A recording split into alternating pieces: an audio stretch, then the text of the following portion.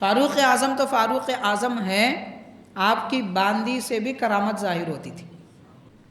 حضرت سیدنا علی رضی اللہ تعالیٰ عنہ یہ دیکھ کر فرماتے ہیں اپنی زبان سے کہ امیر المؤمنین، آپ نے آپ کے بعد آنے والے خلفاء کو تھکا دیا ہے، ایسا کام ہم نہیں کر سکتے بعد میں۔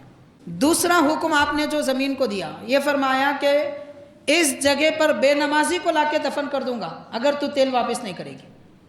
تو زمین ڈر کے مارے کہ کہیں بے نمازی یہاں دفن نہ ہو جائے، اس لیے اس نے تیل واپس کر دیا۔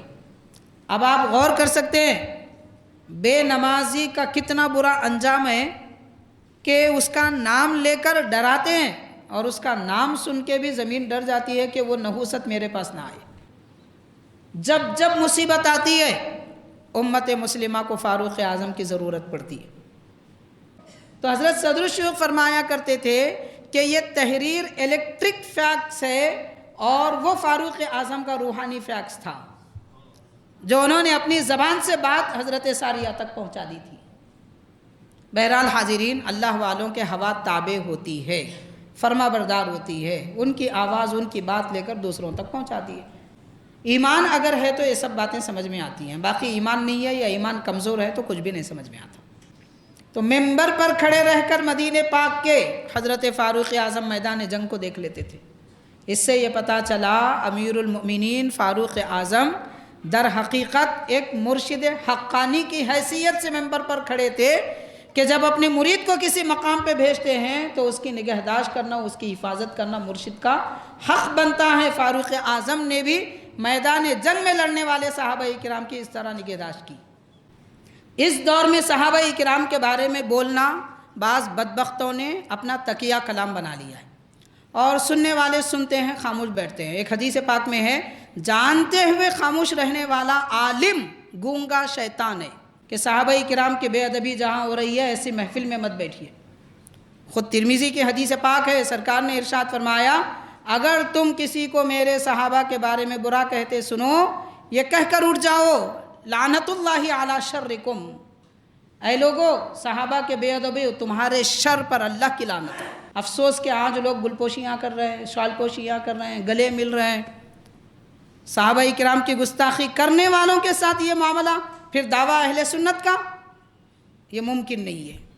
حضرت مرزا مظہر جانے جانا شہید رحمۃ اللہ علیہ اپنا خنجر نکالتے ہیں اور دوڑتے ہیں اس ارادے سے کہ اس کے سر میں خنجر مار دیں گے کہ یہ اللہ کے نبی کے خلیفہ کی بے ادبی کر رہا ہے۔ جیسے وہ قریب گئے، وہ رافضی نے آپ کے پاؤں پکڑ لیے، کہنے لگا امام حسن کا واسطہ آپ مجھے معاف کر دیجیے۔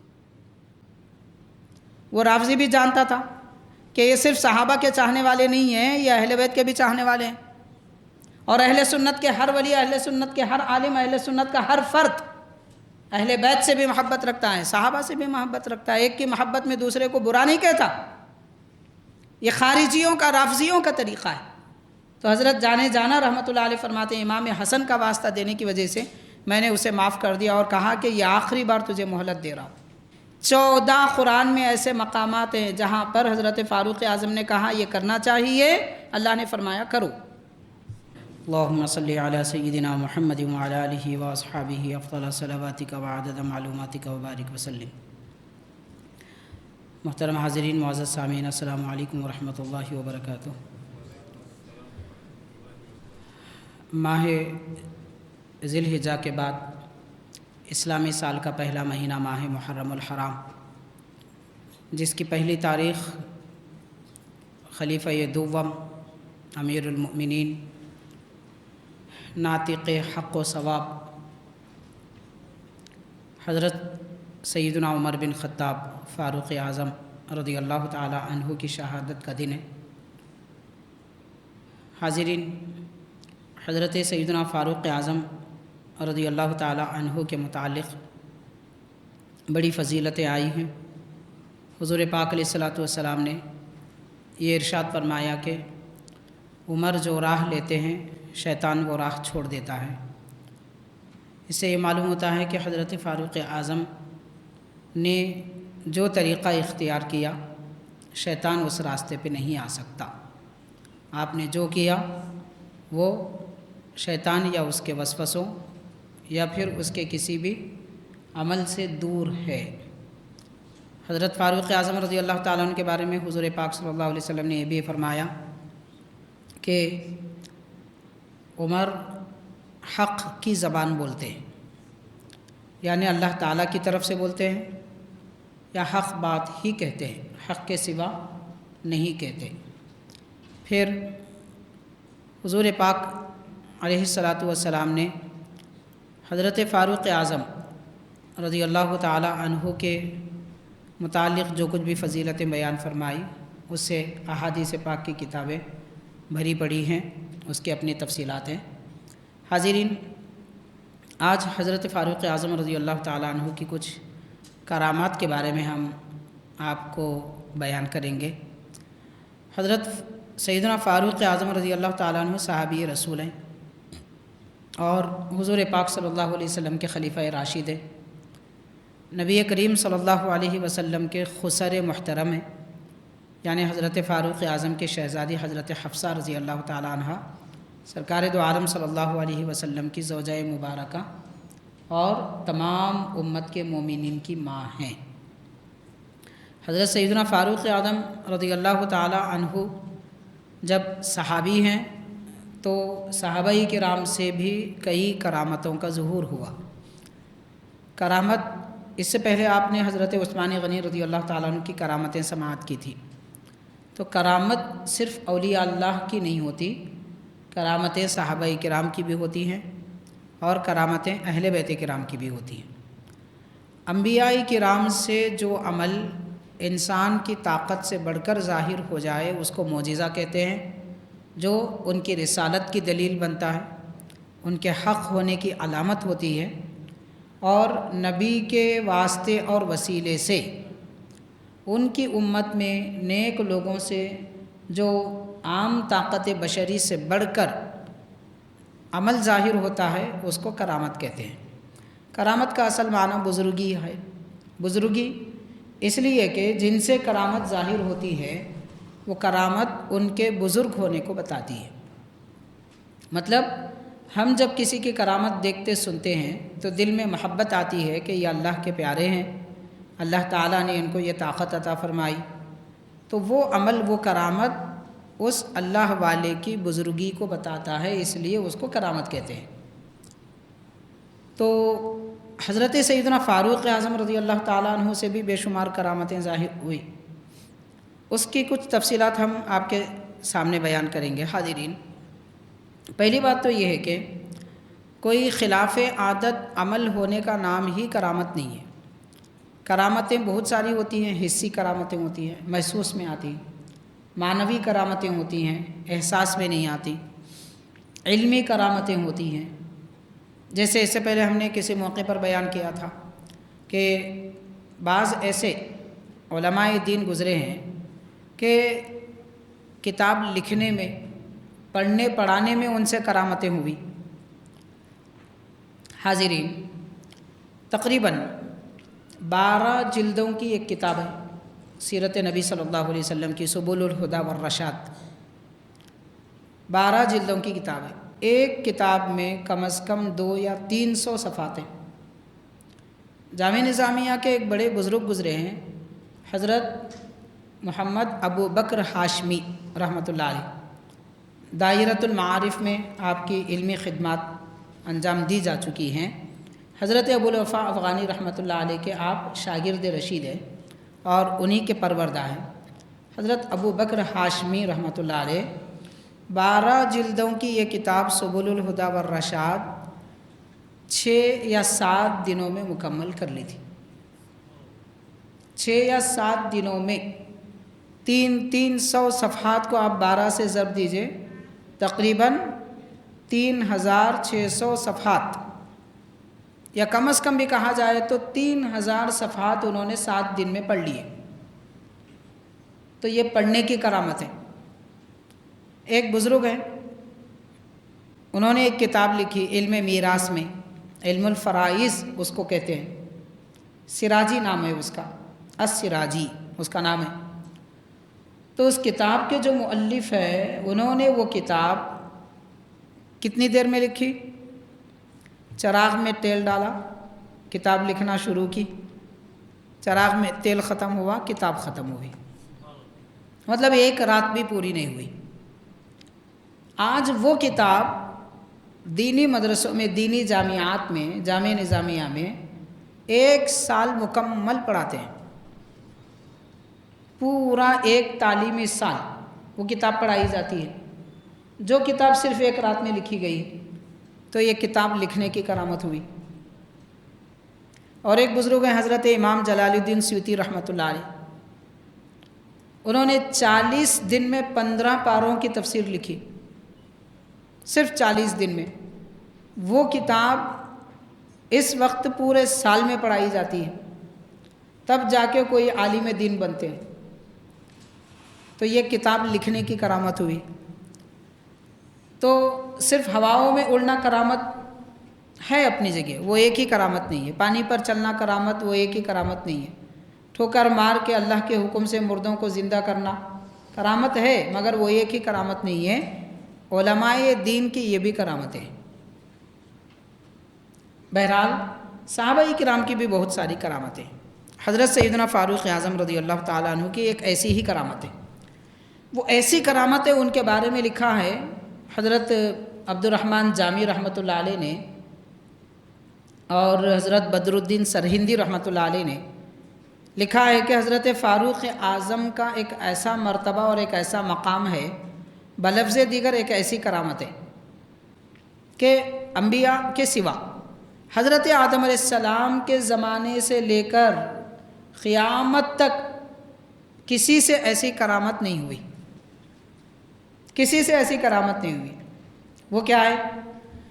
ارشاد فرماتے ہیں کہ مال غنیمت آیا حضرت فاروق اعظم رضی اللہ تعالیٰ عنہ کے زمانے میں۔ تو حضرت فاروق اعظم رضی اللہ تعالیٰ عنہ کے زمانے میں جو مال غنیمت آیا وہ کوئی ایک مقام کا نہیں تھا، 5 یا 6 ملکوں کا مال غنیمت تھا۔ ملک فارس، ایران، ملک شام اور مصر، روم اور کئی مقامات سے 500-400 سال سے وہاں کے بادشاہوں نے جو خزانے جمع کیے تھے، خزانے کوئی عام انسان نے نہیں، بادشاہ وقت نے جمع کیا تھا۔ وقت کا بادشاہ خزانہ جمع کرتا ہے تو بڑے خزانے ہوتے ہیں، عام انسان کرے تو تھوڑے ہوتے ہیں۔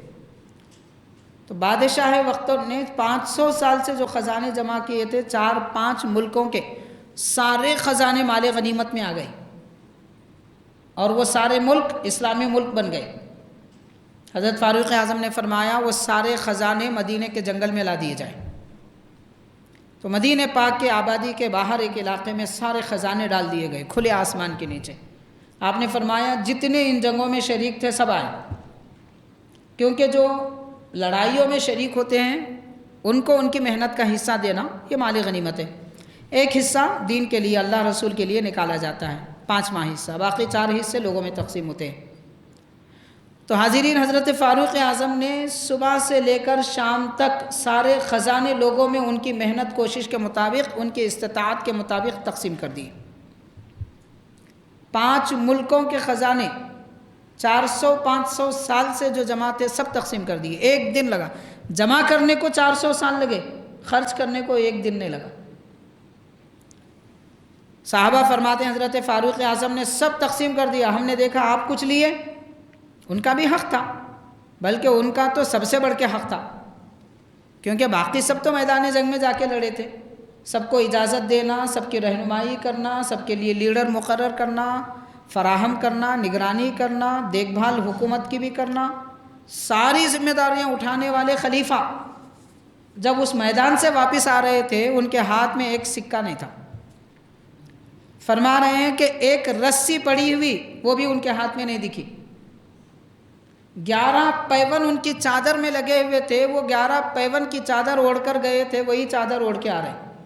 ایک نئی چادر بھی اپنے لیے انہوں نے نہیں لی، تو بدن کے چادر پر 11 پیون لگے ہوئی شخصیت سارے خزانے 500 سال کے تقسیم کیے۔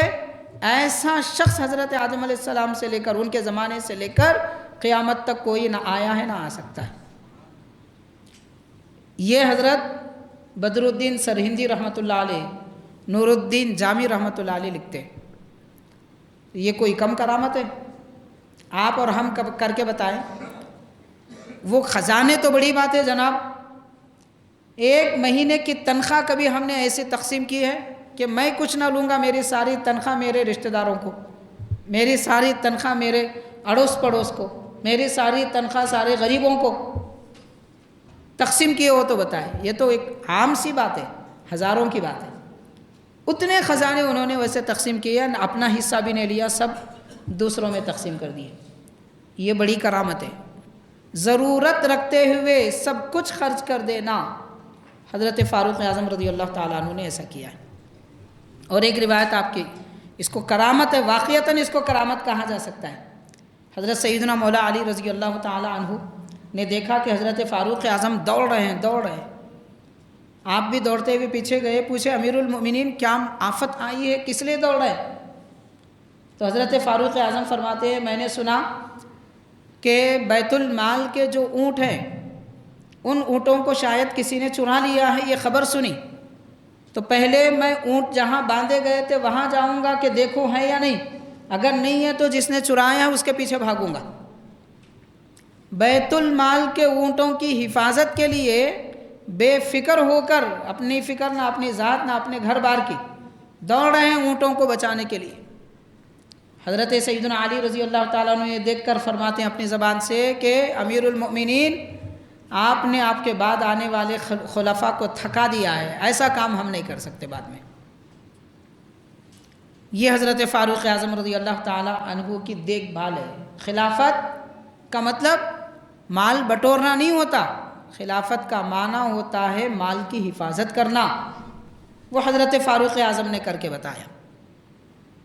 ماہ محرم الحرام کی پہلی تاریخ حضرت سیدنا فاروق اعظم رضی اللہ تعالیٰ عنہ کی شہادت کی تاریخ ہے، آپ کے شہادت کا دن ہے۔ تو حاضرین، مسلمانوں کو ایسے امیروں کی ضرورت ہے، مسلمانوں کو ایسے بادشاہوں کی ضرورت ہے، مسلمانوں کو ایسے خلیفہ کی ضرورت ہے جو حضرت فاروق اعظم نے کر کے بتایا۔ ان کے عمل کو دیکھ کر حضرت سیدنا علی رضی اللہ تعالیٰ عنہ فرمانے لگے کہ امیر المؤمنین آپ نے ایسا کام کیا کہ آپ کے بعد والے خلفاء تھک جائیں گے مگر یہ نہیں کر سکیں گے۔ تو یہ حضرت فاروق اعظم رضی اللہ تعالیٰ عنہ کی مال کی حفاظت یا پھر مال کی دیکھ بھال کرنے کی کرامت تھی۔ حاضرین، بتایا جاتا ہے حضرت سیدنا فاروق اعظم رضی اللہ تعالیٰ عنہ کہ من جملہ کرامتوں میں سے ایک کرامت ایک بیان کی گئی کہ آپ کی ایک کنیز تھی باندی، حضرت فاروق اعظم کی کنیز۔ بدر الدین سرہندی رحمۃ اللہ علیہ اپنی کتاب حضرات القدس میں لکھتے ہیں کہ آپ کی باندی تھی، ان کا نام تھا زائدہ، زاہیدہ نہیں، ہاں سے نہیں ہے، حمزہ سے، زائدہ۔ بڑی نیک بخت خاتون تھی۔ فاروق اعظم تو فاروق اعظم ہیں، آپ کی باندی سے بھی کرامت ظاہر ہوتی تھی۔ ان کے گھر کی کنیزوں کا یہ حال تھا کہ وہ صاحب کرامت بزرگ تھی۔ آج ایسے صحابہ، ایسے خلفاء کے متعلق لوگ نعوذ باللہ تہمتیں لگا رہے ہیں، بد کلامی کر رہے ہیں، نعوذ باللہ کیا کیا باتیں کر رہے ہیں۔ ایمان کی حفاظت کے لیے اپنے ایمان کی ایرے غیرے لوگوں کی باتیں سن کے کہیں ایسا نہ ہو کہ قبر میں افسوس کرنا پڑے، میدان محشر میں افسوس کرنا پڑے۔ عقیدے اچھے رکھنے چاہیے جناب، صحابہ کرام کے متعلق، اہل بیت کرام کے بارے میں عقیدہ درست رکھے تو سب کچھ صحیح ہوگا۔ ایمان کی حفاظت سب سے بڑی دولت ہے۔ زندگی میں دولت، ثروت، پیسہ، کپڑا لتا، کھانا پینا آتا چلا جاتا ہے، نہ اسے مانگنے کی ضرورت ہے نہ اسے تلاش کرنے کی ضرورت ہے، جو قسمت میں ہے وہ مل کے رہتا ہے۔ مگر عقیدہ و ایمان، اس کو سیکھنا پڑتا ہے، اس کی حفاظت کرنا پڑتا ہے، اس کے لیے محنت کرنا پڑتا ہے، تبھی جا کے صحیح عقیدہ ملے گا، تبھی جا کے صحیح ایمان ملے گا۔ ورنہ لوگ اس دور میں ایمان ایسے چرا کے لے جا رہے ہیں، پتہ نہیں چل رہا ہے کہ کون آیا کون لے کے گیا، بلکہ ہمارا ایمان چھین کے لے جایا گیا، اس کا پتہ تک نہیں ہوگا۔ ایسے بہروپیے دنیا میں آئے ہوئے نبی کریم صلی اللہ علیہ وسلم کے اہل بیت کرام و صحابہ کرام کے بارے میں بدگمانیاں پھیلاتے ہیں، ایسے لوگوں سے بچیے۔ خیر، تو حضرت فاروق اعظم رضی اللہ تعالیٰ عنہ کی باندی تھی زائدہ، وہ حضرت فاروق اعظم کے پاس گھر کا کام وغیرہ کرنے کے بعد نبی پاک صلی اللہ علیہ وسلم کے گھر میں بھی حاضر ہوتی تھی۔ اور حضور کی بھی خدمت کرتی تھی، گھر بار کا جو بھی کام ہوتا وہ کرتی تھی۔ دیکھو آپ کیسے جانثار صحابہ تھے، اپنے گھر کی باندیوں کو بھی حضور کی خدمت، گھر بار کی خدمت کے لیے بھیجا کرتے تھے۔ تو حضرت زائدہ جب رضی اللہ تعالیٰ عنہ صحابیہ ہیں، باندی ہیں مگر صحابیہ ہیں، اس دور کے لاکھوں آزاد ان پر قربان، وہ ایسی باندی تھی، لاکھوں آزاد ان پر قربان۔ تو حضرت زائدہ آئی، حضور پاک صلی اللہ علیہ وسلم نے فرمایا کہ زائدہ آج آنے میں دیر ہو گئی۔ عرض کیا کہ یا رسول اللہ صلی اللہ علیہ وسلم، میں لکڑیاں جمع کرنے کے لیے، جلانے کی خاطر، آپ کے گھر میں بھی پکانا ہے، حضرت فاروق اعظم کے پاس بھی پکانا ہے، تو پکوان کے لیے لکڑیوں کی ضرورت پڑتی ہے، تو میں جنگل گئی تھی لکڑیاں توڑ کے کاٹ کے لانے کے لیے، تو میں نے لکڑیوں کا بڑا گٹھا بنایا، ایندھن اسے کہتے ہیں۔ ایندھن کا مطلب چھوٹی چھوٹی لکڑیاں جو بڑی لکڑیوں کو جلانے کے لیے چنی جاتی ہیں، تو وہ میں نے جمع کر لیا، بڑا گٹھا بنایا۔ اچانک میں نے دیکھا آسمان سے ایک فرشتہ اتر آیا، اور وہ فرشتہ آ کر مجھ سے کہتا ہے کہ زائدہ مبارک ہو، اور حضور پاک صلی اللہ علیہ وسلم کو یہ خوشخبری سنانا، کہنا کہ جنت سے رضوان آئے تھے۔ جنت کے جو سردار، جنت کے فرشتوں کے سردار جو ہے نا، ان کا نام رضوان ہے۔ خازین جنت رضوان ہے، اور خازین دوزخ مالک ہے۔ دوزخ کے فرشتہ جو سردار فرشتہ ہے ان کا نام مالک، جنت کے سردار فرشتے کا نام رضوان۔ تو کہنا کہ رضوان آئے تھے، عرض کیا کہ حضور آپ کی امت کے ساتھ جو بخشش کا معاملہ کیا جائے گا جنت میں لے جانے کا، تو آپ کی امت کو 3 حصوں میں تقسیم کیا جائے گا۔ ساری امت میں ایک جماعت ایسی ہوگی جو بلا حساب و کتاب جنت میں جائے گی۔ فرشتہ کہہ رہا ہے، جنت کا فرشتہ۔ اور دوسری حدیث پاک میں ہے، سرکار دو عالم صلی اللہ علیہ وسلم نے فرمایا، میرے صحابہ کرام ایسے ہیں کہ ان کو حساب و کتاب کے بغیر جنت میں داخلہ دیا جائے گا۔ پھر فرمایا حضور نے کہ ان میں سے ہر ایک کی شفاعت سے 70,000 لوگوں کو جنت میں داخلہ دیا جائے گا۔ خیر، تو رضوان کہتے ہیں کہ آپ کی ایک جماعت، امت میں سے ایک جماعت ایسی ہوگی جو بلا حساب و کتاب جنت میں جائے گی، اور دوسری جماعت حضور ان کے ساتھ حساب و کتاب لیا جائے گا، کچھ کمی بیشی ہو تو ان کو درگزر کر دے کے ان کو جنت میں لے جایا جائے گا۔ تیسری جماعت ایسی ہوگی کہ حضور آپ کی شفاعت سے وہ جنت میں جائیں گے، مطلب گناہوں کی وجہ سے پہلے ان کو دوزخ میں ڈال دیا جائے گا، پھر حضور سفارش فرمائیں گے ایک عرصے کے بعد میں، تو ان کو پھر جنت میں بھیجا جائے گا۔ تو حضرت زائدہ عرض کرتی ہیں کہ حضور یہ خوشخبری سنا کر فرشتہ اوپر جانے لگا۔ میرے حساب کے مطابق وہ کہتی ہیں کہ آدھے آسمان کے آدھے قریب پہنچے تھے۔ میں نے جو لکڑیوں کا گٹھا جمع کیا تھا وہ بڑا بھاری تھا، اٹھا نہ سکی۔ فرشتے نے کہا، آسمان کی بلندیوں سے فرشتے نے کہا کہ زائدہ وہ لکڑیوں کا گٹھا ڈھکیلتے ہوئے وہ پتھر فلاں مقام پہ ہے اس پہ رکھ دو۔ تو انہوں نے لکڑیوں کا گٹھا ڈھکیلتے ہوئے لایا اور پتھر پہ رکھ دیا۔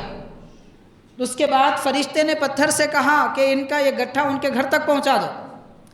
آپ فرماتی ہیں کہ میں گھر کی طرف بڑھنے لگی، وہ پتھر بھی میرے ساتھ لکڑیاں لے کر آنے لگا، میرے گھر کے قریب تک آیا، اس کے بعد پتھر غائب ہو گیا۔ معاملے میں دیر ہو گئی، آنے میں دیر ہو گئی۔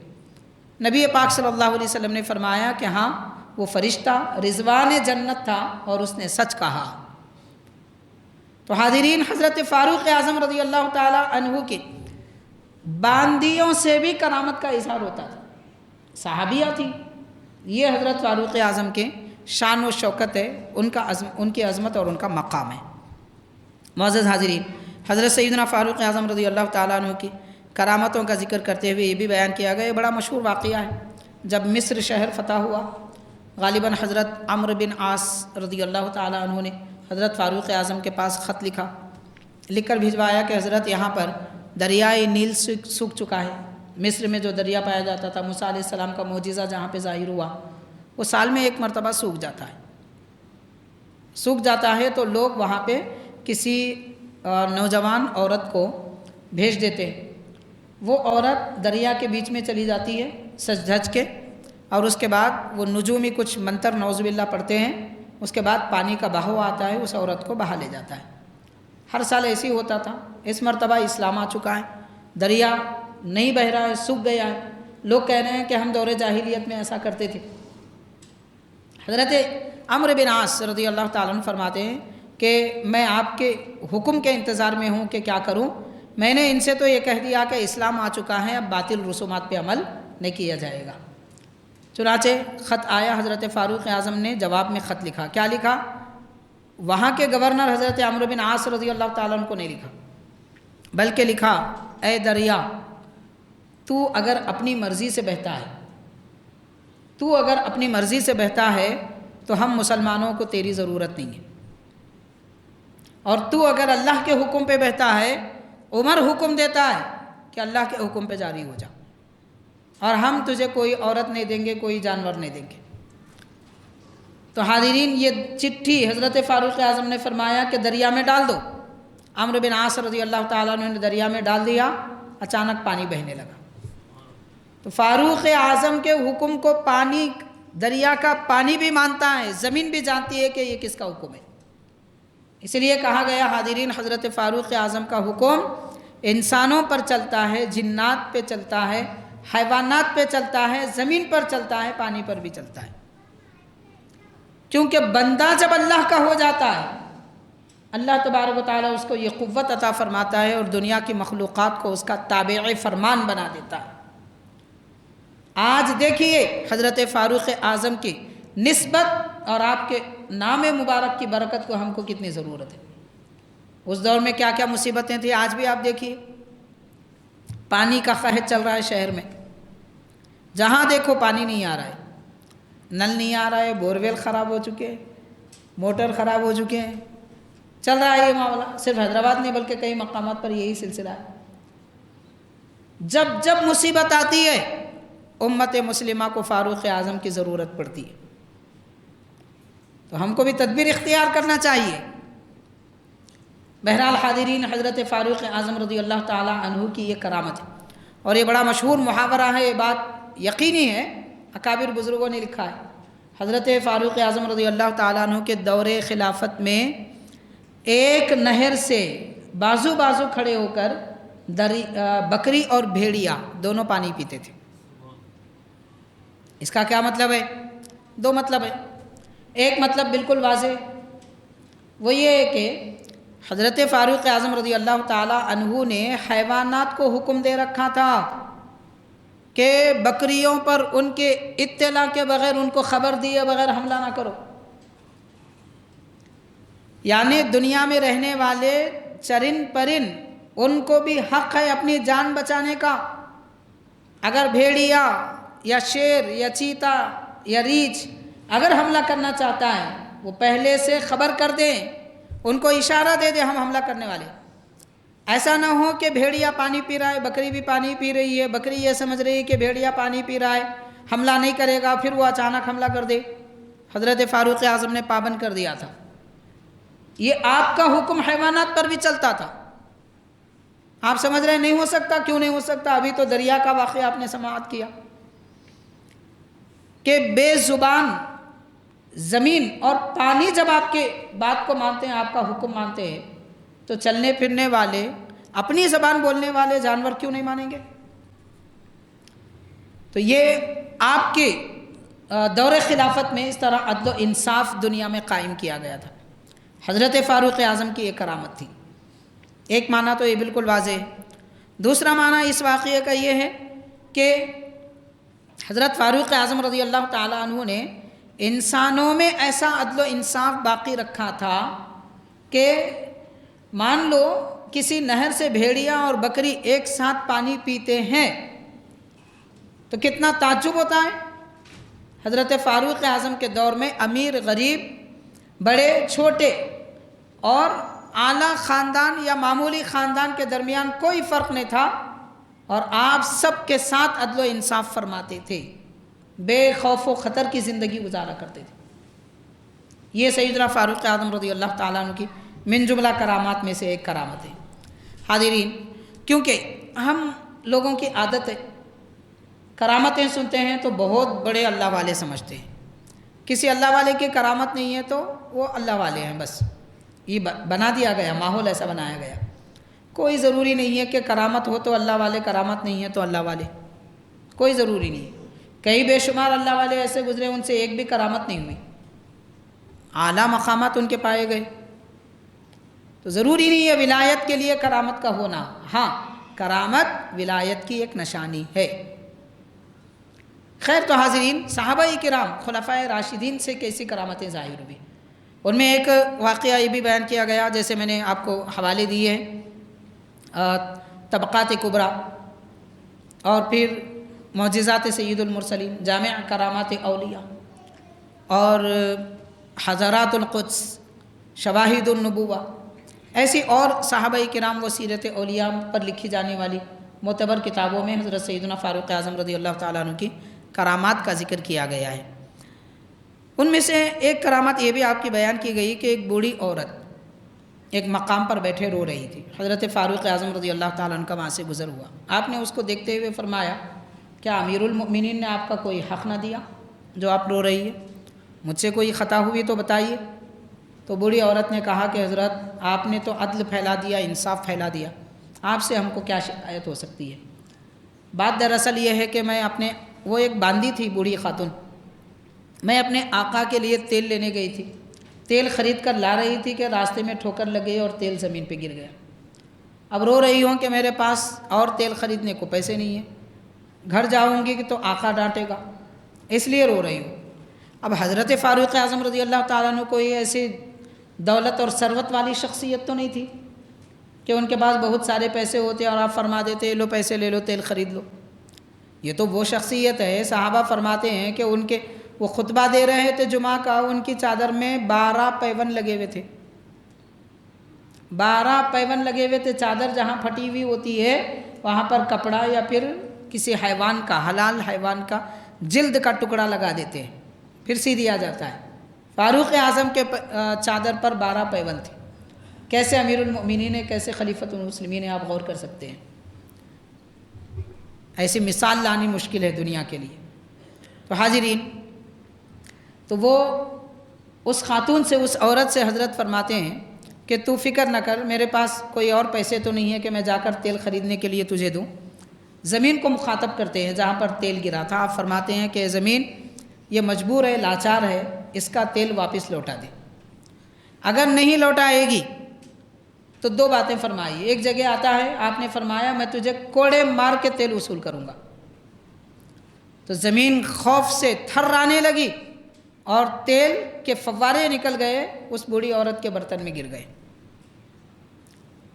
حاضرین کرام، اب لوگ سوچ رہے ہوں گے ایسا ہوتا کیا، ہم تو نہیں دیکھے کبھی بھی۔ حاضرین آپ غور کیجئے، آج لوگ پیسے دے کے بلاتے، ان لوگوں کو بلاتے زمین میں پانی کہاں ہے بولو، مشین لے کے آتے بعض لوگ، وہ مشنری کے ذریعے بتاتے ہاں یہاں پانی ہے یا نہیں ہے، یا اتنے فٹ میں ہے یا اتنے فٹ میں ہے، یہاں بورویل کھودو ہو سکتا آ جائے۔ تو ایک مشین اوپر سے بتا سکتا ہے یہاں پانی ہے یا نہیں ہے، زمین کے اندر کی بات۔ اللہ کے نبی کے خلیفہ کے بارے میں شک ہے، پھر وہ مشین انسان کا بنایا ہوا اور فاروق اعظم کو اللہ نے بنایا، تو بندے بنائے تو مان لیں گے، خدا بنائے تو نہیں مانتے۔ پھر بھی کہتے ہیں ہم مسلمان ہیں، ہم خدا پہ ایمان لائے، ہم اللہ کو مانتے، اللہ کے رسول کو مانتے۔ یہ کیسا ایمان ہے بھائی؟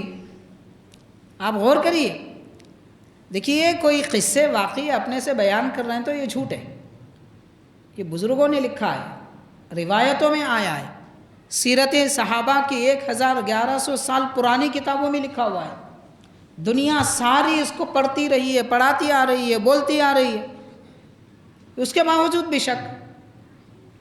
تو ایسے شک کے رہنے پر تو ایمان باقی نہیں رہتا۔ خیر تو حاضرین، دوسرا حکم آپ نے جو زمین کو دیا، یہ فرمایا کہ اس جگہ پر بے نمازی کو لا کے دفن کر دوں گا اگر تو تیل واپس نہیں کرے گی۔ تو زمین ڈر کے مارے کہ کہیں بے نمازی یہاں دفن نہ ہو جائے، اس لیے اس نے تیل واپس کر دیا۔ اب آپ غور کر سکتے ہیں بے نمازی کا کتنا برا انجام ہے کہ اس کا نام لے کر ڈراتے ہیں اور اس کا نام سن کے بھی زمین ڈر جاتی ہے کہ وہ نحوست میرے پاس نہ آئے. وہ حصہ زمین کا جس نے تیل جذب کر لیا تھا، بے نمازی کے دفن ہونے کی بات سنتا ہے تو تیل واپس کر دیتا ہے. پھر وہ زمین کتنی بری ہوگی، مطلب وہاں کتنا عذاب ہو رہا ہوگا جہاں بے نمازیوں کو دفن کر دیا گیا. آج ہمارے پاس نماز کی کوئی اہمیت نہیں ہے بھائی. کچھ بھی بول لو، مؤذن صاحب دن میں 5 بار پکارتے، لوگ سمجھتے کس کو پکار رہے ہیں، کہ ہم مسلمان ہوتے تو ہم جاتے. آج اذانیں ہو رہی ہے، غیر مسلم کہہ رہے ہیں غیر مسلم، اذان ہوتی ہے تو دل کو سکون ملتا، اور مسلمان اذان ہو رہی ہے ریکارڈنگ لگا رہا ہے، گانے سن رہا ہے، مسلمان اذان ہو رہی ہے اپنے کام پہ لگا ہوا ہے، مسلمان اذان ہو رہی ہے باتیں کر رہا ہے، مسلمان اذان ہو رہی ہے اور یہ سب دنیا کے کاموں میں لگا ہوا ہے. اذان سے سکون غیروں کو مل رہا ہے اور مسلمان اذان سننا نہیں چاہتا. پھر بھی بولتا میں مسلمان ہوں، میں بڑا آدمی ہوں، میں مرا تو جنت میں جاتا ہوں. افسوس کی بات ہے، افسوس. رمق برابر بھی خوف اگر ہمارے دل میں ہوتا تو ہم سے یہ اعمال نہ ہوتے. بہرحال حاضرین کرام، بے نمازی کی نحوست کیا ہے یہ بتانا مقصد تھا. حضرت فاروق اعظم رضی اللہ تعالیٰ عنہ نے زمین کو یہ حکم دیا. بہرحال حاضرین، حضرت سیدنا فاروق اعظم رضی اللہ تعالیٰ عنہ کے من جملہ کرامات میں سے ایک کرامت یہ بھی بیان کی گئی ہے کہ یہ مشکات المصابیح اور کئی ایک روایتوں میں آیا ہے. حضرت فاروق اعظم رضی اللہ تعالیٰ عنہ ممبر پر کھڑے ہوئے ہیں خطبے میں جمعہ کے دوران اعلان فرماتے ہیں. ایک صحابی کو، لشکر کو ایک آپ نے بھیجا تھا نہاون کی طرف، شہر ہے وہاں پر بھیجا تھا لڑائی کے لیے، اور وہاں لڑائی کا منظر ہے. اب آپ مدینہ پاک میں جمعہ میں کھڑے ہوئے ہیں ممبر پر اور کہہ رہے ہیں، خطبہ دیتے دیتے ارشاد فرماتے ہیں یا ساریہ الجبل، کہ اے ساریہ پہاڑ کو پیچھے لے لو، یعنی پہاڑ کے قریب آ جاؤ، تمہارے پیچھے جگہ نہ رہے، پہاڑ رہے، تاکہ دشمن پیچھے سے آ کے تم پہ حملہ نہ کرے. تو حضرت فاروق اعظم رضی اللہ تعالیٰ عنہ نے 2-3 مرتبہ یہ اعلان کیا، پھر خطبہ جاری رکھا، نماز ہو گئی. تو حضرت عبد الرحمن بن عوف رضی اللہ تعالیٰ باہر نکل رہے تھے مسجد سے، کہنے لگے عمر کیا ہوا آپ کو، یہ مجنونانہ باتیں کیوں کر رہے تھے؟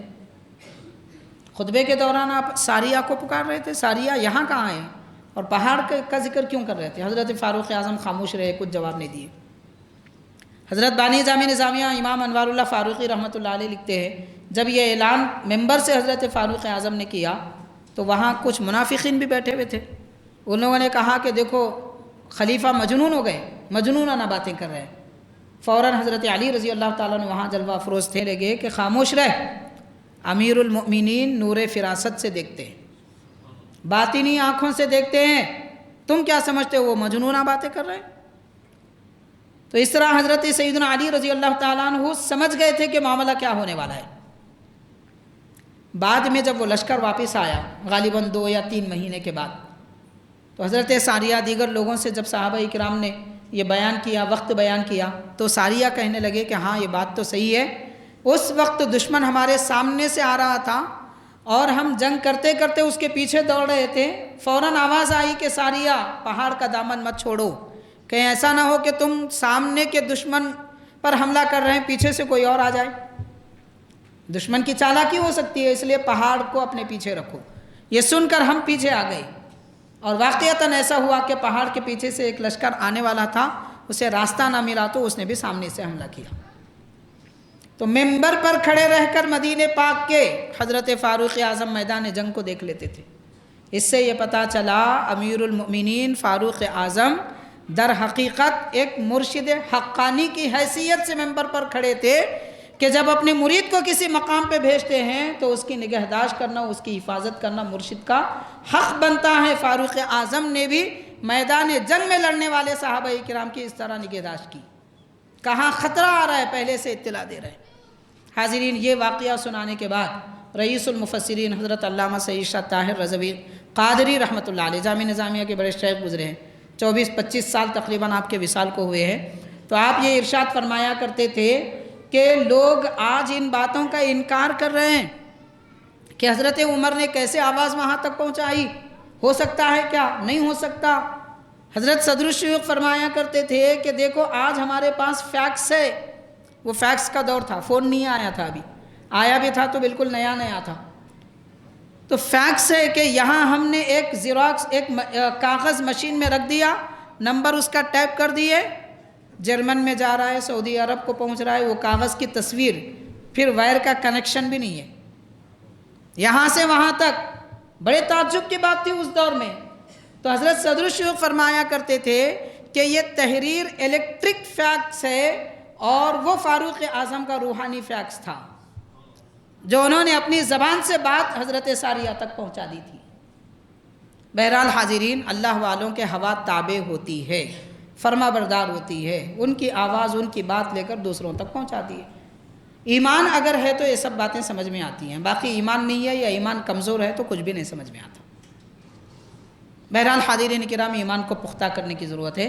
یہ سب واقعات سے پتہ کیا چلتا ہے کہ دیکھیے دین کے لیے کتنی قربانیاں ہمارے اکابر نے، صحابہ کرام نے دی ہیں۔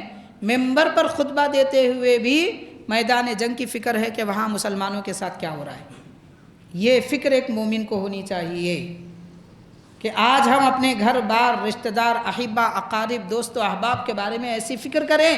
یہ سبق ملتا ہے ہم کو، یہ نہیں کہ میں کھا لیا، میرے بیوی بچے کھا لیے، ماں باپ کیا حال سے گزر رہے ہیں، بہن بھائی کا گھر کا حال کیا ہے، اور میرے دوست کیسے ہیں، ان کی فکر کرنی چاہیے۔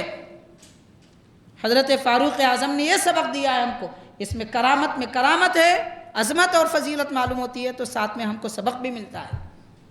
مومن تنہا نہیں رہتا، مومن دوسرے مومنین کی فکر کرتا ہے، دوسروں کے لیے راحتیں پہنچانے کا کام کرتا ہے۔ بہرحال حاضرین، حضرت سیدنا فاروق اعظم رضی اللہ تعالیٰ عنہ کی من جملہ جو کرامات بیان کی گئی ان میں سے ایک اور بھی بیان کیا گیا کہ ایک مرتبہ ایک شخص کو، جو ایران، فلسطین وغیرہ دیگر مقامات کے جو دشمن تھے، تو ان لوگوں میں سے کسی نے ایک شخص کو تیار کر کے حضرت فاروق اعظم کو شہید کرنے کے لیے بھیجا۔ وہ شخص اپنی پوری تیاری کے ساتھ آیا، مدینہ پاک میں آیا اور لوگوں سے پوچھنے لگا کہ حضرت عمر کہاں ہیں؟ کسی نے کہا گھر میں ہوں گے۔ وہ گھر گیا، گھر میں نہیں ملے، نہیں تھے۔ تو پھر اس کے بعد اس نے لوگوں سے پوچھا، تو لوگوں نے کہا کہ ہو سکتا وہ جنت البقیع قبرستان، تو بقیع کے قبرستان کے کنارے میں کہیں ہوں گے، کیونکہ وہاں آپ کا کام ہوا کرتا تھا، آپ اینٹ بناتے تھے۔ حضرت فاروق اعظم دور خلافت میں اینٹ بناتے تھے، اینٹ سیک کر اپنے ہاتھ سے مٹی، پانی وغیرہ ڈال کر گوندتے تھے، اس سے اینٹ کا سانچہ لے کر اینٹ بنا کر دھوپ میں سکھاتے، وہ بیچتے تھے۔ ایسے خلیفہ تھے ہمارے، ان کے لیے کوئی کام کرنا آر نہیں تھا۔ اب آج کل ہمارے نوجوانوں کو بہت آ رہے، بھائی فلاں جگہ جا کے جو ہے آپ وہ مینیجر کا کام کرو، وہ کہیں وہ میں کروں، آپ جو ہے کاؤنٹر پہ بیٹھو، اتنے ذلیل کاموں میں کروں، فلاں جگہ یہ کام کر سکتے ہیں، ایسے کام ہم سے نہیں ہوتے۔ بادشاہوں کے بچے ہیں بیچارے، اس لیے چھوٹے موٹے کام نہیں کرتے بول رہے ہیں۔ بھائی میرے، چھوٹے کام کرتے کرتے بڑے بنتے۔ کوئی بھی دنیا میں بادشاہ بن کے نہیں آیا، محنت کوشش کرنے کے بعد بادشاہ بنا۔ بادشاہ کا بیٹا بھی بادشاہ چپنے بنا، اس کے اطراف میں جو وزیر رہتے تھے اس کو کانٹے چبونے والے ہوتے تھے، وہی لوگ دشمنی کرتے تھے۔ باپ کے وزیر بیٹے بادشاہ سے دشمنی کرتے تھے، بعض لوگ تو کاٹ کے بھی پھینک دیے، کئی بادشاہوں کے قصے مار دیے۔ دنیا میں سلطنت، حکومت، دولت، بڑا مرتبہ آرام دہ بستر پہ سونے سے نہیں ملتا، محنت کرنے سے ملتا ہے۔ اور آج ہم مسلمانوں کے نوجوانوں کو یہ سمجھانے کی ضرورت ہے، کوشش کرو، محنت کرو، خالی رہنے سے اچھا ہے کچھ نہ کچھ کرو۔ گھر میں پڑے ہوئے 12 بجے تک سو رہے، ماں باپ امید میں ہے میرا بیٹا کب اٹھے گا، کب جائے گا، کب کما کے لائے گا، ہم کب اچھی زندگی گزاریں گے، یہ امید میں ماں باپ ہے۔ اب بیٹے تو نوشاہ ہے، شہنشاہ ہے، بادشاہ، اکبر بادشاہ بھی وہ سہولت کی زندگی نہیں گزارا تھا، یہ جناب ویسی زندگی گزارا۔ اکبر بادشاہ بھی 12 بجے تک نہیں سویا ہوں گا۔ آج ہر گھر میں مسلمانوں کے بچے سوتے ہیں 12 بجے تک، وہ بادشاہ سے بھی اچھی زندگی گزار رہے ہیں لوگ، سستی کی زندگی، کاہلی کی زندگی۔ خیر، تو حاضرین کرام، حضرت فاروق اعظم رضی اللہ تعالیٰ عنہ اینٹ بنا کر بیچتے تھے، خلیفہ تھے، امیر المؤمنین تھے۔ تو آپ وہاں ہوں گے، کسی نے خبر دی، وہ دشمن آیا حضرت کو شہید کرنے کے ارادے سے، دیکھا کہ حضرت فاروق اعظم اینٹ کا تکیہ لگائے ہوئے درخت کے سائے میں لیٹے ہوئے، سخت دھوپ ہے، ناپاک ارادے سے قریب آیا، تلوار نکالنا چاہتا تھا، اچانک 2 شیر آئے اور اس پر لپکنے لگے، وہ چیخنے چلانے لگا، شیر اسے آگے پیچھے بڑھنے نہیں دے رہے تھے۔ حضرت فاروق اعظم کی آنکھ کھلی، فوراً شیروں کو کہا کہ چلے جاؤ، تو وہ چلے گئے۔ اس آدمی سے کہا کہ تو کیوں آیا تھا اور یہ شیر کیسے آ گئے؟ میں اتنے دنوں سے یہاں رہتا ہوں، یہاں کوئی شیر میں نے نہیں دیکھا۔ اس نے کہا کہ حضرت دراصل میں آپ کو شہید کرنے کے لیے آیا تھا، پیسوں کے لالچ میں آیا تھا، لیکن آپ آرام کر رہے تھے، اللہ تعالیٰ نے آپ کی حفاظت کے لیے شیروں کو بھیج دیا۔ نور الدین جامی رحمۃ اللہ علیہ واقعہ لکھتے، بدر الدین سرہندی رحمۃ اللہ علیہ یہ واقعہ لکھتے ہیں، بڑے بڑے اکابر 500-400 سال قدیم اولیاء اللہ اپنی کتابوں میں حضرت فاروق اعظم کی کرامت کا یہ واقعہ لکھتے ہیں۔ اس سے یہ معلوم ہوا کہ جو دین کا خدمت گزار ہوتا ہے وہ آرام کی نیند بھی سوتا ہے تو اللہ تعالیٰ اس کی حفاظت کرتا ہے۔ اس لیے دین کی خدمت کرنا سیکھیے، ہر دن طے کر لینا چاہیے آج کے دن میں دین کی کچھ خدمت کروں گا، 2 حرف کسی کو پڑھائے، 2 پیسے کسی کو دے، یا چند منٹ کیوں نہ ہو مسجد میں گزاریں، تلاوت قرآن کریں، دین کی خدمت، قوم کو فائدہ ہو، دین کا فائدہ ہو۔ اگر ہر مسلمان یہ ٹھان لے تو ماشاءاللہ کسی مصلح کے، کسی بڑے اور تبلیغ کرنے والے کی ہم کو ضرورت نہیں پڑے گی، ماں باپ اپنے بچوں کی صحیح تربیت کر لیں گے۔ تو حضرت فاروق اعظم نے دین کی خدمت کی تھی، اپنے گھر بار کی فکر نہیں کی تھی، اللہ تعالیٰ نے آپ کی حفاظت کے لیے شیر بھیج دیے۔ حضرت سیدنا فاروق اعظم رضی اللہ تعالیٰ عنہ کے ایسے من جملہ اور واقعات و کرامات ہیں، ان میں سے ایک واقعہ یہ بھی بیان کیا گیا کہ اکابر صحابہ کرام سے ہمارے بزرگوں کو کیسی محبت تھی۔ آج آپ دیکھیے معاذ اللہ استغفر اللہ، اولیاء اللہ کی صورت شکل بنا کر، دینداروں کی شکل و صورت بنا کر، اور اولیاء اللہ کا نام لے کر لوگ صحابہ کرام کی نفرتیں دلوں میں ڈال رہے ہیں۔ لیکن اولیاء اللہ کیسے تھے آپ یہ دیکھیے۔ سلسلہ نقشبندیہ کے بڑے بزرگ ہیں حضرت مرزا مظہر جانے جانا شہید رحمۃ اللہ علیہ، حق پرستی کی خاطر ان کو شہید کر دیا گیا، کیونکہ آپ نے صحابہ کرام کی محبت کی خاطر آواز اٹھائی تھی، تو ایک رافضی شخص نے آپ کو شہید کیا تھا۔ دہلی میں حضرت کا مزار مبارک ہے، حضرت مرزا جانے جانا رحمۃ اللہ علیہ، آپ فرماتے ہیں کہ ایک شخص میرے پڑوس میں تھا، رافضی تھا، ایک مرتبہ اس نے حضرت فاروق اعظم رضی اللہ تعالیٰ عنہ کی شان میں بے ادبی کی، میں جا رہا تھا، میرے سامنے اس نے کچھ بے ادبی کی باتیں کی۔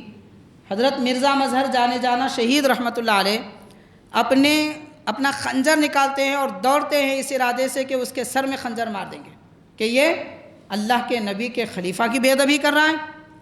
جیسے وہ قریب گئے، وہ رافضی نے آپ کے پاؤں پکڑ لیے، کہنے لگا امام حسن کا واسطہ آپ مجھے معاف کر دیجیے۔ وہ رافضی بھی جانتا تھا کہ یہ صرف صحابہ کے چاہنے والے نہیں ہیں، یہ اہل بیت کے بھی چاہنے والے ہیں، اور اہل سنت کے ہر ولی، اہل سنت کے ہر عالم، اہل سنت کا ہر فرد اہل بیت سے بھی محبت رکھتا ہے، صحابہ سے بھی محبت رکھتا ہے، ایک کی محبت میں دوسرے کو برا نہیں کہتا۔ یہ خارجیوں کا، رافضیوں کا طریقہ ہے۔ تو حضرت جانے جانا رحمۃ اللہ علیہ فرماتے ہیں امام حسن کا واسطہ دینے کی وجہ سے میں نے اسے معاف کر دیا اور کہا کہ یہ آخری بار تجھے مہلت دے رہا ہوں۔ اب دیکھیے اس میں کتنا بڑا پیام ہے، کیسی بڑی اس میں نصیحت ہے، خاص کر سلسلوں سے جڑے ہوئے لوگوں کے لیے۔ صحابہ کرام کی شان میں اگر کوئی بے ادبی کرے، سننا یا پھر ان سے تعلق رکھنا یا پھر ان سے گلے ملنا، ایسے لوگوں سے جو صحابہ کی بے ادبی کرتے ہیں، کیا یہ اولیاء اللہ کا طریقہ ہے؟ کیا یہ صوفیاء کرام کا طریقہ ہے؟ کیا یہ بزرگان دین نے ایسا کیا ہے؟ معاذ اللہ، وہ تو صحابہ کی بے ادبی کرنے والوں کو مارنا چاہتے تھے، وسیلہ اہل بیت کا لیا تھا اس لیے معاف کر دی۔ تو اس میں نصیحت ہے کہ صحابہ کرام کی بے ادبی جہاں ہو رہی ہے ایسی محفل میں مت بیٹھیے۔ خود ترمذی کی حدیث پاک ہے، سرکار نے ارشاد فرمایا اگر تم کسی کو میرے صحابہ کے بارے میں برا کہتے سنو، یہ کہہ کر اٹھ جاؤ لعنت اللہ علی شرکم، اے لوگو صحابہ کے بے ادبی تمہارے شر پر اللہ کی لعنت ہے، یہ کہہ کر اس محفل سے اٹھ جاؤ۔ اللہ کے نبی کا فرمان ہے، گستاخان صحابہ کے ساتھ یہ معاملہ کرنا چاہیے کہ ان کی محفل سے دور ہو جائیں، ان کی باتیں نہ سنیں۔ افسوس کہ آج لوگ گلپوشیاں کر رہے ہیں، شال پوشیاں کر رہے ہیں، گلے مل رہے ہیں، صحابہ کرام کی گستاخی کرنے والوں کے ساتھ یہ معاملہ، پھر دعویٰ اہل سنت کا، یہ ممکن نہیں ہے۔ تو حاضرین، دور حاضر کے اعتبار سے کنارہ کشی اختیار کرنی چاہیے، دوری اختیار کرنی چاہیے۔ معاملات میں کسی کے ہم کو پڑھنے کی ضرورت نہیں ہے، مگر دوری اختیار کرے، اس میں ہماری نجات ہے۔ بے ادبی اللہ تعالیٰ، اللہ کے رسول کو کبھی پسند نہیں ہے۔ خیر، تو حضرت سیدنا فاروق اعظم رضی اللہ تعالیٰ عنہ کی شان و عظمت کے متعلق یہ چند باتیں ہم نے آپ کے گوشے گزار کی تھی۔ حضرت بندہ نواز رحمۃ اللہ علیہ نے کیا فرمایا فاروق اعظم کے بارے میں، وہ بھی ایک قول میں آپ کو بیان کروں گا۔ آپ اس سے پہلے بھی ہم نے بیان کیا تھا، آپ نے توحید، نعت اور مناقب صحابہ پر، اشعار پر، عربی میں اشعار لکھے ہیں، قصیدہ لکھا ہے۔ ان میں آپ نے فرمایا ابو حفص هو الفاروق حقا، کہ ابو حفص یعنی حفصہ رضی اللہ تعالی عنہا کے والد وہ فاروق ہیں حقیقت میں۔ فاروق مطلب حق اور باطل کے درمیان فرق کرنے والے۔ فاروق اعظم کے آنے سے پہلے، اسلام لانے سے پہلے چھپ کر عبادتیں کی جاتی تھی، آپ ایمان لاتے ہی صحن کعبہ میں کھلے عام نماز پڑھی گئی۔ بندہ نواز فرما رہے ہیں حقیقت میں وہ فاروق ہیں، حق و باطل کے درمیان فرق کرنے والے ہیں۔ وَذَا مُسْتَنْتِقٌ مِّن ذِي الْجَلَالِ، یعنی جلال والے، بزرگی والے پروردگار کی طرف سے حق بولنے والے۔ حضرت بندہ نواز نے فاروق اعظم کی تعریف کی۔ آج بندہ نواز کا نام لے کر لوگ صحابہ کی تعریف نہیں کر رہے ہیں، برائی کر رہے ہیں۔ بندہ نواز سبق دے رہے ہیں کہ لوگوں، نبی کے صحابہ کی تعریف کیا کرو۔ حاضرین، اسی طرح آپ نے اور ایک اپنی کتاب میں اسمار الاسرار نامی کتاب ہے، اس میں حضرت فاروق اعظم کی شان میں کیا لکھتے ہیں۔ حضرت بندہ نواز رحمۃ اللہ علیہ نے یہ لکھا ہے کہ وہ محدثن، حضرت فاروق اعظم محدث ہیں۔ محدث کون ہے؟ سرکار نے ارشاد فرمایا ہر نبی کے زمانے میں ایک محدث ہوتے تھے، اور حضور فرماتے ہیں میرے محدث میرے امت میں عمر بن خطاب ہے۔ کس کو کہتے ہیں؟ حق بات اللہ تعالیٰ کی طرف سے جن کے دل میں اتاری جاتی ہے ان کو محدث کہتے ہیں۔ اس کی ایک دو مثالیں۔ مقام ابراہیم کے پاس حضرت فاروق اعظم حضور پاک صلی اللہ علیہ وسلم کو دیکھتے ہیں، حضور وہاں پہ زیارت کر رہے ہیں۔ عرض کیا کہ حضور یہ کیا ہے؟ تو سرکار نے فرمایا ابراہیم علیہ السلام کے قدم کے نشان کا پتھر ہے، جس پہ کھڑے رہ کر آپ نے کعبے کی دیواریں بنائی تھی۔ تو آپ نے عرض کیا حضرت فاروق اعظم نے کہ کیا اچھا ہوتا لو اتخذنا ھذا المقام مصلی، کتنا اچھا ہوتا کہ ہم اس جگہ کو نماز پڑھنے کی جگہ بنا لیتے، مطلب یہاں نماز پڑھ لیتے۔